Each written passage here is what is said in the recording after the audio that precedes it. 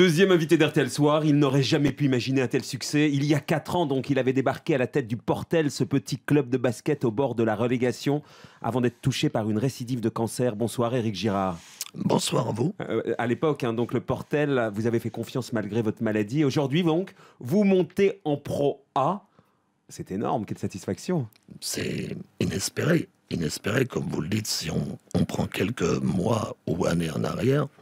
Jamais j'aurais imaginé vous parler à ce moment-là et être revenu à ma place, un coach de Pro A.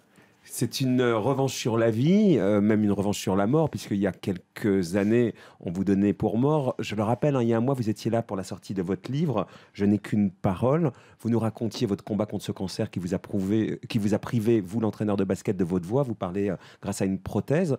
Sur les photos du Sacre de vendredi dernier, on vous voit très ému. Vous ressentez quoi à la toute fin du match ? C'est difficile à ce moment-là parce que les choses vont très très vite. Quelques jours avant, on n'avait même pas espoir de pouvoir monter et être champion. Donc c'est vrai que quand tout s'arrête au dernier coup de sifflet de l'arbitre, il y a quand même pas mal d'images qui tournent dans ma tête, mais des images de bonheur,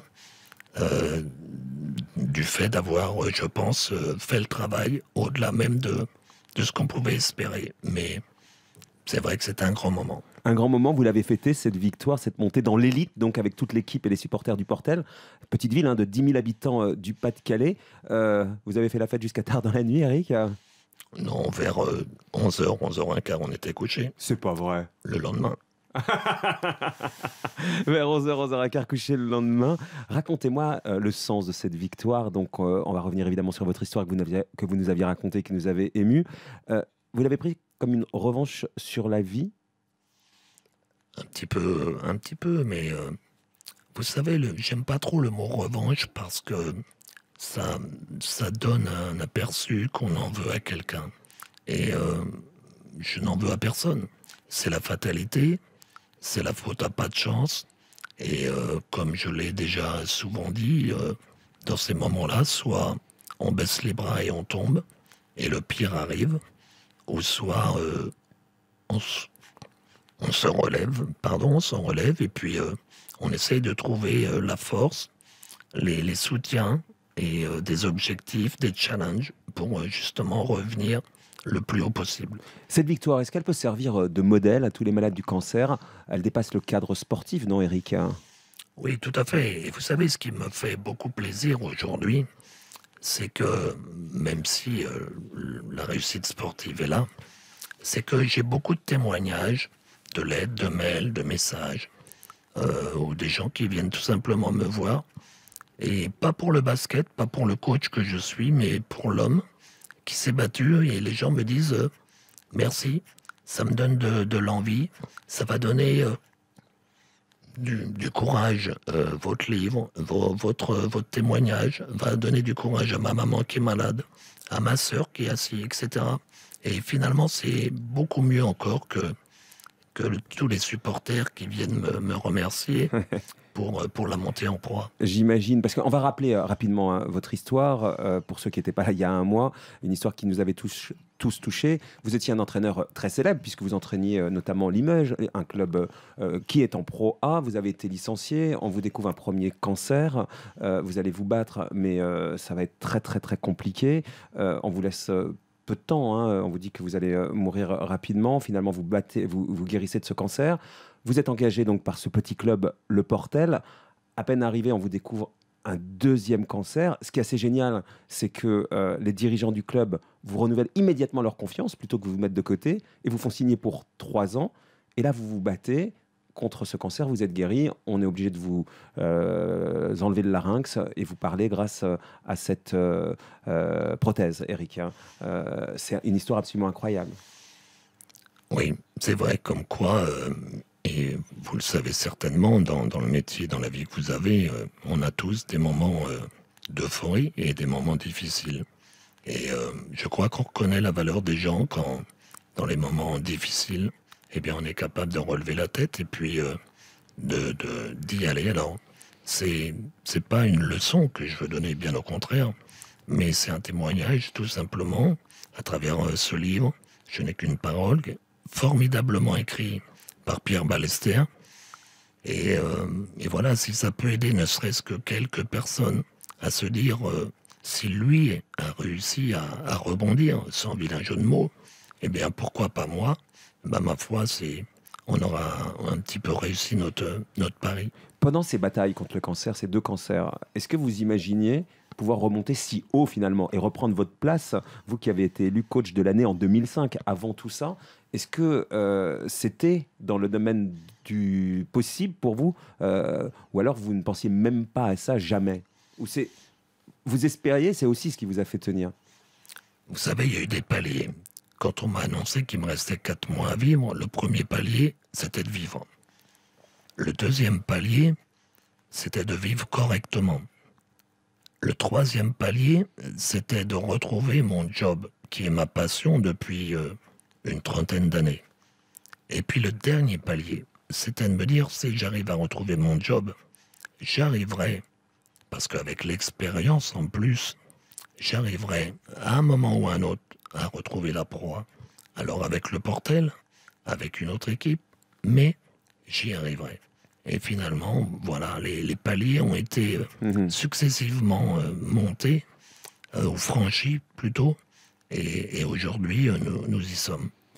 C'est ça, la leçon, c'est d'y aller progressivement, un pas après l'autre, et on peut arriver au sommet. Est-ce que vous pensez que vos joueurs, on en avait déjà un peu parlé la dernière fois, mais là, pour décrocher cette victoire absolument incroyable et qui leur permet d'aller maintenant dans l'élite du basket, ce qui paraît hallucinant, aussi, c'est d'une certaine manière pour vous faire plaisir ou pour vous remercier à travers toute l'histoire qui a été la vôtre, il y a cette dimension-là aussi dans leur victoire?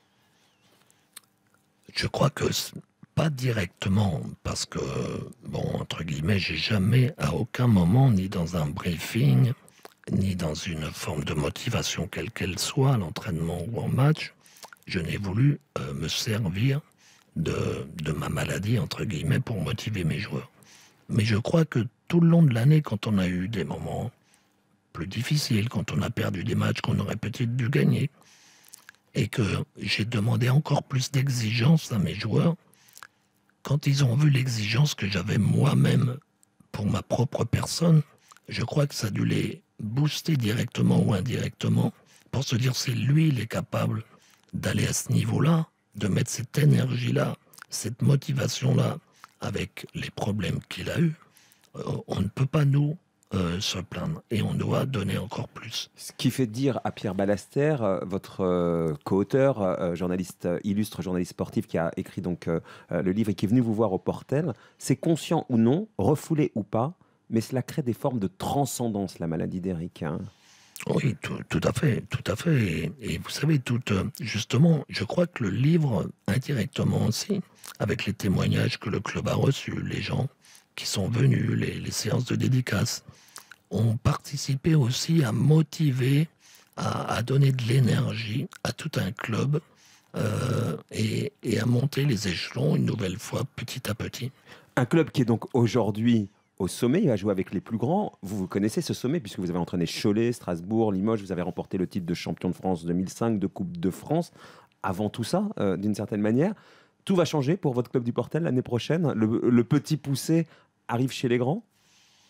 Oui, c'est ce qui se passe actuellement pour la ville du Portel, pour le club, est inespéré et incroyable. Mais je sais que ces gens de la Côte d'Opale vont garder cette humilité, ces valeurs qui font justement leur grande qualité. Et puis ne pas dépenser l'argent que l'on n'aura pas. Mais justement, je pense que de nouveaux partenaires par rapport aux valeurs que le club, que la ville prône, devraient venir nous aider. Parce que évidemment, on aura sûrement le plus petit budget. Mais encore une fois, on a vu dans le sport de niveau, quel que soit le sport, que le budget, et heureusement, ne faisait pas toujours tout. Et on espère bien, justement, confirmer cet adage qui fait que même avec peu d'argent, mais avec un bon recrutement, une vraie solidarité et beaucoup de travail, eh bien, tout est possible. Et vous, d'un point de vue perso, vous n'avez pas été contacté par d'autres maintenant pour être débauché du Portel? vous savez déjà, c'est un petit peu tôt. Et puis, malgré tout, malgré les résultats qu'on peut avoir, il y a quand même encore quelques réticences par rapport à certains dirigeants de grands clubs Ah ouais? qui j'imagine, peut-être peuvent se dire, oui, mais bon, là, il l'a fait, mais est-ce qu'il peut confirmer, etc., etc. Donc, je vais leur montrer que oui, je vais confirmer et que je serai au niveau que le club de l'ESSM, le Portel, attend de moi pour l'aider à rester en proie l'année prochaine. Oui, parce qu'il faut rester en proie. Hein. Il ne faut pas faire comme Boulogne, par exemple, retomber l'année d'après la relégation. Hein. L'enjeu, c'est évidemment de rester en proie et puis d'être bon l'année prochaine, Eric, avec votre équipe. Quoi. Oui, il faut. Non, Marc-Olivier, si je peux me permettre, il ne faut pas être bon, il faut être excellent. Si on veut faire une bonne saison, Ouais. pour nous, être bon, on n'y arrivera pas.